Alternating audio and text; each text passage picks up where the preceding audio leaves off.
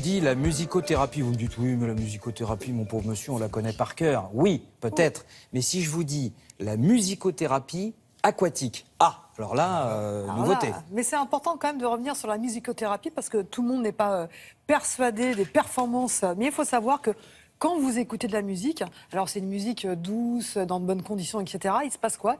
Il y a des choses qui changent dans votre corps. Par exemple, votre rythme cardiaque, votre rythme respiratoire s'apaise. La tension artérielle ainsi que les hormones de stress diminuent et dans le même temps, les hormones du plaisir, les endorphines, montrent un pic. C'est-à-dire que vous sécrétez davantage d'hormones du plaisir.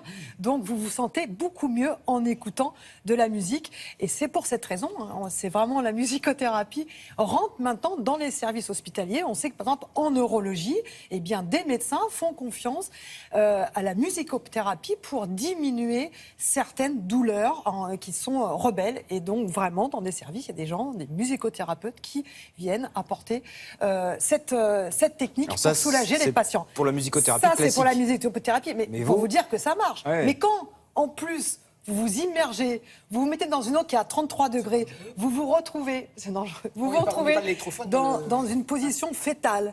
Vous voyez, comme dans le liquide amniotique, vous vous sentez bien, vous vous relâchez, et là, la musique arrive vers vous, les vibrations, elles sont encore accentuées, et là, vous avez vraiment, je l'ai vécu, vous avez vraiment l'impression de planer. Explication en images et sous l'eau.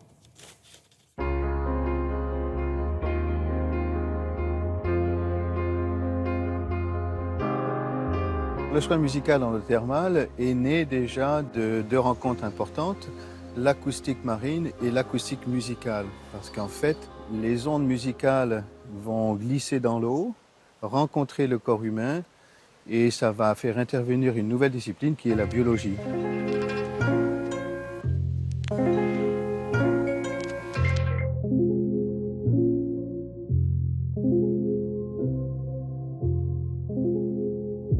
Lorsque nous écoutons dans l'eau des musiques subaquatiques, parce qu'il y a une grande différence entre les musiques aériennes et les musiques subaquatiques, nous retrouvons en fait des perceptions, des sensations qui réenclenchent les motricités, la parole, les émotions, même l'intellect.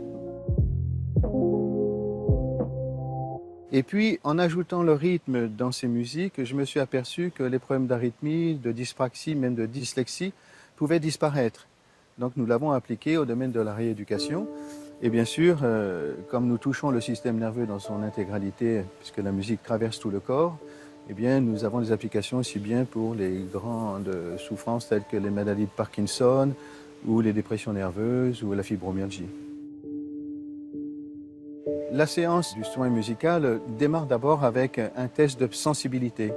Parce qu'en fait, je ne peux pas faire passer des musiques dans l'eau qui ne correspondraient pas à la sensibilité de la personne et à ses goûts et à ses choix aussi. Enchantée. Je vous invite à vous asseoir ici. Donc nous faisons un petit test et après ce test-là, la personne prend conscience que le son est véhiculé et vibre dans tout son corps. Donc elle est prête à rentrer dans l'eau. Dans l'eau, donc pendant le soin musical en eau thermale, nous portons les personnes, nous les accompagnons. Nous accompagnons même les mouvements, en fait, tels qu'un ostéopathe qui travaillerait dans l'eau. Mais là, c'est la musique qui fait tout son travail. À la suite donc du soin musical en eau thermale, nous proposons un bilan pour découvrir les améliorations que la personne a pu enclencher en elle.